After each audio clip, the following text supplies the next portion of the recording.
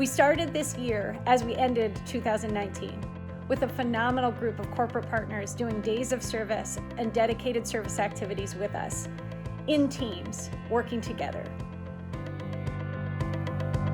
Until COVID-19 stopped in-person volunteering and required us to reimagine volunteering virtually. Every single one of us has faced a great challenge this year in adjusting to these uncertain times.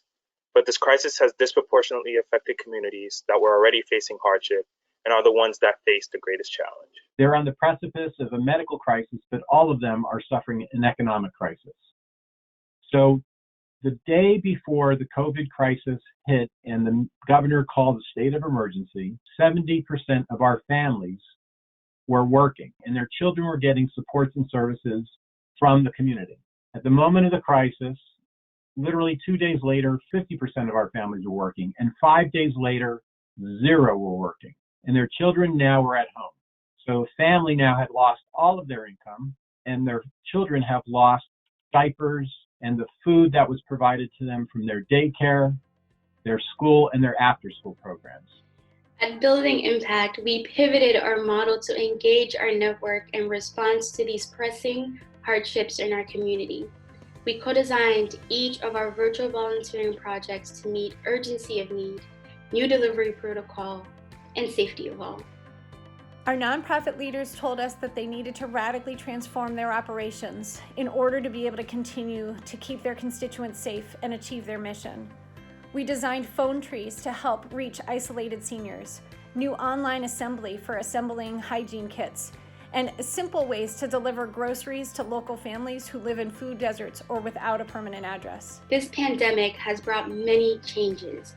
However, we still meet local needs, bring teams together, and continue to measure outcomes. We are deeply grateful for the 1,600 volunteers who so far have come out to help us, the many corporations and our commercial real estate partners who have been doing matching programs and other outreach programs to build a community to support our community.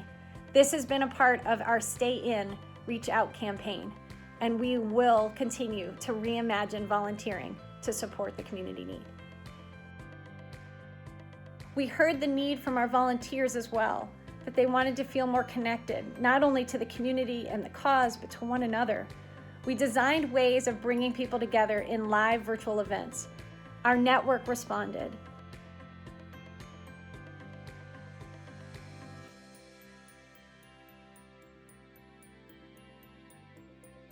Our founders were volunteers at Pine Street Inn that were seeing women dress as men to get a bed, and also that they weren't getting services that were directed towards women that they really needed.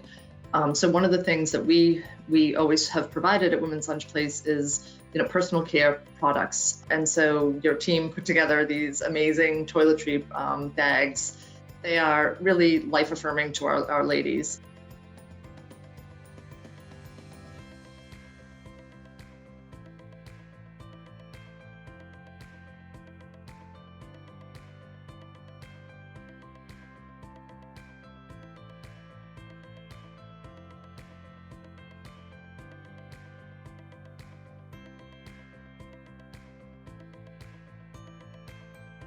But really, it's about the social isolation piece that we were wanting to really dig into. And that's what we partnered with Building Impact on, to get volunteers to sign up to make phone calls to seniors. And what's really great is that we're asking people to make the 4-week commitment so that the seniors are getting a call from the same person for at least 4 weeks, if not longer.